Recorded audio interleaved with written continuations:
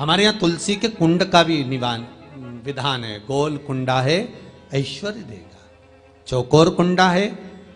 आप लोग कई बार देखे होंगे किसी किसी के यहाँ चौकोर तुलसी का क्यारा होता है, कुंडा होता है, वो वंश बढ़ाता है। षडाकृति का है, वो धन देता है, संपदा देता है। दोष हमारा है, हम तुलसी के कुंड के नीचे शंकर जी को रख देते हैं। क्यों? कि यहीं तुलसी जी को पानी चढ़ाएंगे, यहीं शंकर जी को चढ़ा देंगे। दोष है। तुलसी के कुंड के नीचे हम सर्पदेव को रख देते हैं, नाग देवता रख देते हैं, पानी चढ़ाएंगे, पात्री रख देते हैं। नहीं, दोष।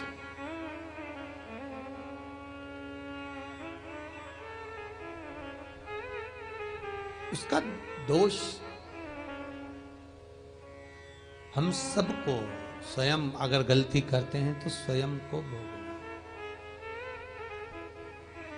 कैसा कुंड हो, 7 तरह के कुंडों का व्याख्यान तुलसी के रूप में कहा गया है महाराज। पहला गोल, दूसरा चौकोर, तीसरा षडाकृति, चौथा त्रिवेणी, 3 कोने वाला कुंडा।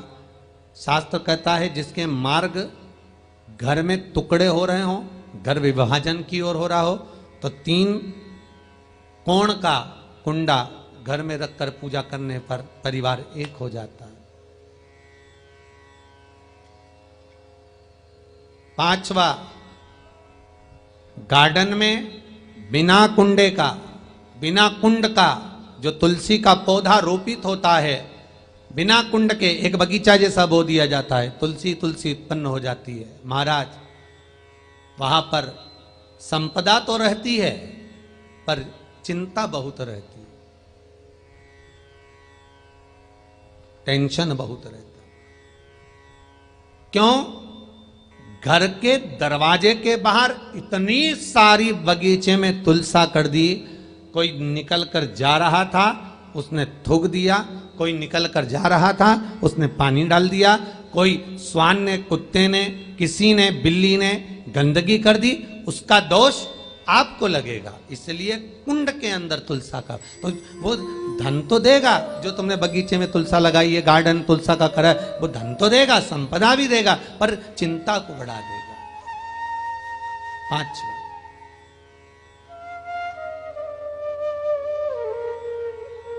महाराज। 6, तुलसी के कुंड को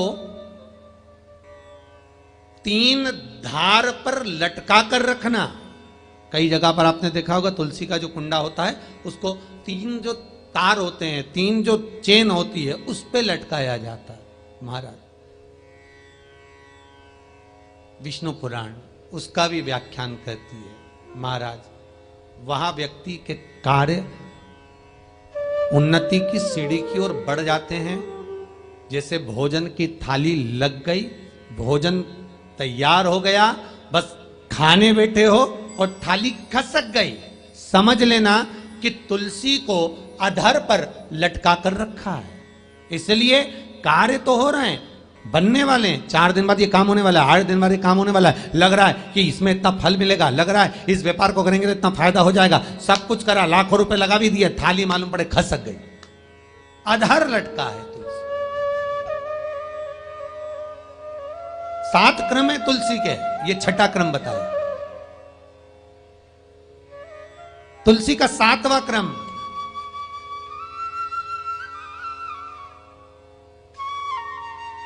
तुलसी का 7वां क्रम है। महाराज,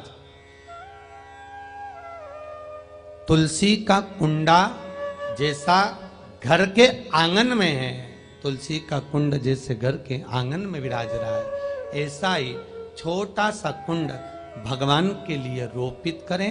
प्रतिदिन भगवान की सेवा करते समय तुलसी का कुंड सम्मुख रखकर उसकी आराधना करना, फिर उस कुंड को वापिस बाहर ले जाकर रखना, फिर दूसरे दिन पूजन के समय पर कुंड को लाकर रखना। हम तो यहां तक कहते हैं, विष्णु पुराण गर्ग संहिता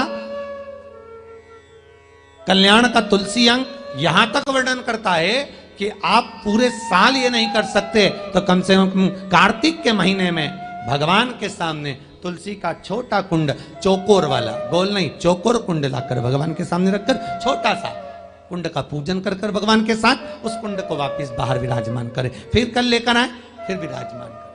आप पूरे साल नहीं कर सकते तो 1 महीना। वंश वृद्धि के लिए कार्तिक मास में तुलसी का पूजन करें। वीडियो अगर पसंद आया होगा तो वीडियो को लाइक करिएगा, शेयर करिएगा। मेरे चैनल में नए होंगे तो मेरे चैनल को सब्सक्राइब करिएगा।